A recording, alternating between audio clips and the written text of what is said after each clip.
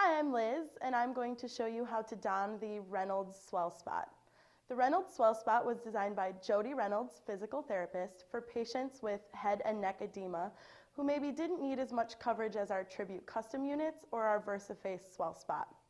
The Reynolds Swell Spot consists of two pieces.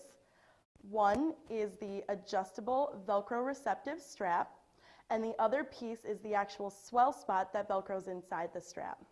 So to don the strap, you're going to put the two straps on the right side. Those go up over the head, and then you Velcro the chin strap to the head straps. The back strap is adjustable, and it's going to go around the crown of the head and Velcro to the right side. What you're going to do then is figure out where the patient needs the swell spot to be placed, whether it be cheek or chin. And you want to hold that place on the strap, undo the Velcro strap, and then you're going to take the swell spot, Velcro it in,